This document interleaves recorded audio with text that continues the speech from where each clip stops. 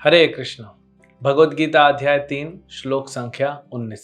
तस्मादासक्तः सततं कार्यं कर्म समाचर असक्तो हि आचरन् कर्म परम आपनोति पुरुषः। अतः कर्म फल में आसक्त हुए बिना मनुष्य को अपना कर्तव्य समझकर निरंतर कर्म करते रहना चाहिए, क्योंकि अनासक्त होकर कर्म करने से परब्रह्म की प्राप्ति होती है। तो भगवान यहाँ बता रहे हैं अर्जुन को कि कर्म करना है, लेकिन कर्म फल में आसक्त नहीं होना है।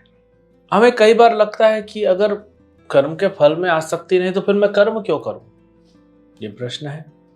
अगर मुझे एग्जाम देना है और मुझे मार्क्स में कोई इंटरेस्ट नहीं तो फिर मैं क्यों एग्जाम दूं। अगर मैं नौकरी कर रहा हूं, मुझे सैलरी में कोई इंटरेस्ट नहीं, मैं फिर क्यों नौकरी करूं।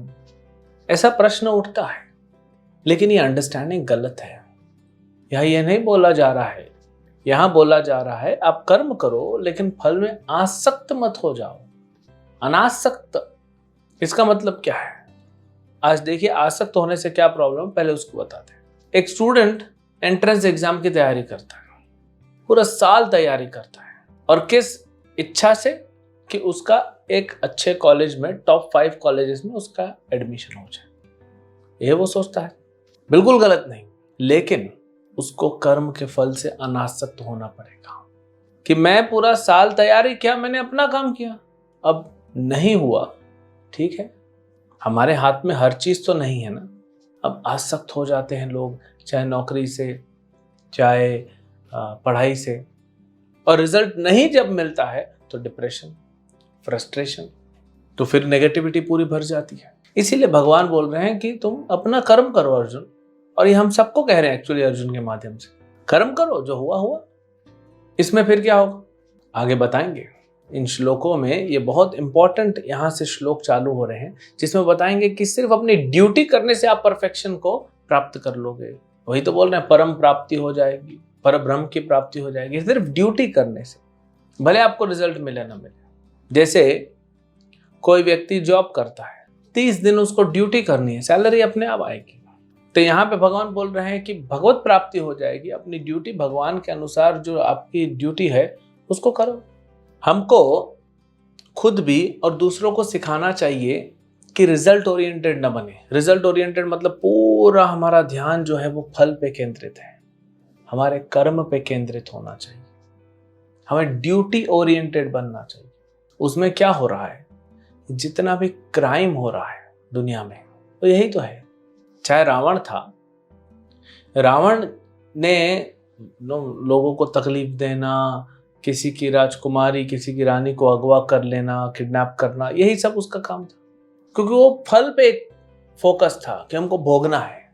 लेकिन कैसे, क्या मार्ग ले रहा है, उसके कारण तो उसका सर्वनाश हो गया।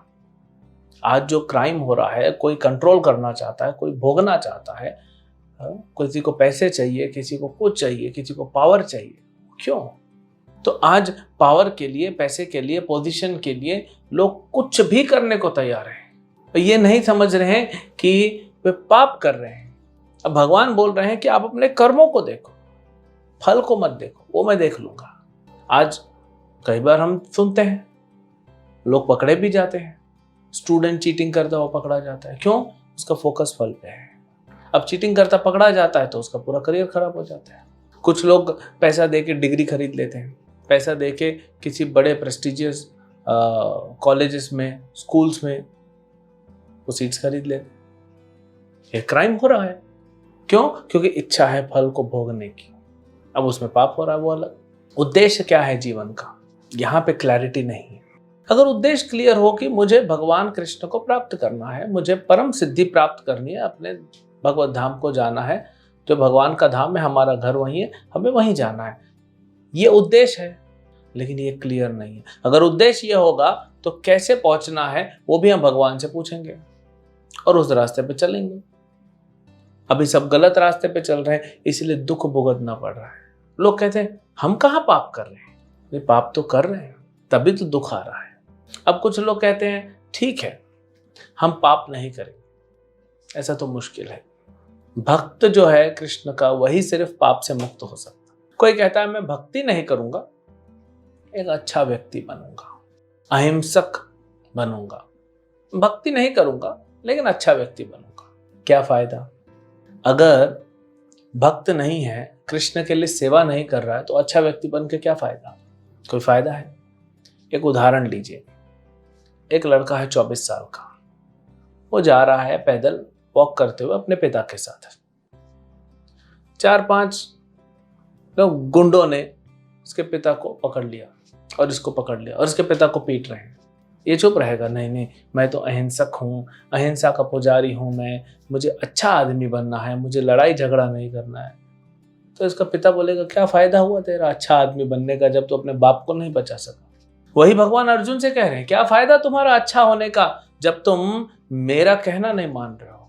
असली पिता तो कृष्ण है, कृष्ण का कहना नहीं मान रहे, कृष्ण की सेवा नहीं कर रहे, तो क्या फायदा अच्छा व्यक्ति? फिर अच्छा हुआ कैसे वो? मैं अच्छा बेटा बनूंगा लेकिन अपने माँ बाप की सुनूंगा नहीं, तो फिर क्या फायदा हुआ? मैं अच्छा नागरिक बनूंगा लेकिन सरकार की सुनूंगा नहीं, फिर काहे का अच्छा हुआ? तो कोई अच्छा नहीं बन सकता जब तक भक्त न बने। भागवत में श्लोक है, यस्यास्ति भक्तिर् भगवती यकिंचन सर्वैर्गुणैस्तत्र समासतः सुरौ हराव अभक्तस्य कुतो महद्गुणा मनोरथेन सति धावतो बहि। जो भगवान की भक्ति करता है उसमें सारे देवताओं के गुण अपने आप आ जाते हैं। जो भक्ति नहीं करता उसमें तो कहाँ से अच्छा गुण आएगा? बाहर से कितना भी पॉलिश देखे, अंदर पता है क्या है। तो कृष्ण का सेवा करना ही सबसे अच्छा बनना है। नहीं तो आप माता पिता का, आप बोलते हो मैं अच्छा व्यक्ति बनूंगा लेकिन घर में चोर घुसा है, चोरी कर रहे हैं, आप कुछ नहीं कर रहे। नहीं नहीं, मैं तो अच्छा व्यक्ति बन रहा हूँ, उसको चोर को चोरी करने दो, मुझे उसको तकलीफ नहीं होनी चाहिए। उल्टा लाइट चालू करो, हाँ तिजोरी खोल दिए, भाई जो उठाना है उठा ले जा। तो फिर ऐसा अच्छा व्यक्ति बन के क्या फायदा? घर लुटा लिए तो। इसीलिए भगवान का भक्त बनना है। उसमें क्या होगा? भगवान का भक्त बनेंगे, भगवान जो कह रहे हैं वो करेंगे। गीता में भगवान ने कहा, भागवत में उपदेश है, हमारे आचार्यों से गुरु परंपरा से उपदेश मिलता है, वो करते रहेंगे, उससे भगवान प्रसन्न हो जाएंगे, फिर सब कुछ मिल जाएगा। फिर सोचने की जरूरत है क्या कि हमको ये चाहिए वो चाहिए? डिमांड करने की जरूरत है? नहीं। एक छोटा बच्चा अपने माता पिता की बातों को सुनता है, माता पिता उसको सब उसका फैसिलिटी दे देते हैं, मांगना थोड़ी पड़ता है, उसको मिल जाता है।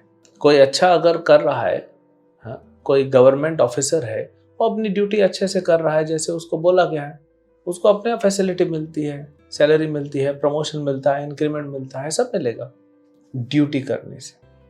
तो इसीलिए हमको हमारे कर्म, हमारी ड्यूटी पे फोकस रहना चाहिए। फल जो मिलेगा वो आप उसको एक्सेप्ट करिए, उसमें संतुष्ट रहिए। हरे कृष्ण।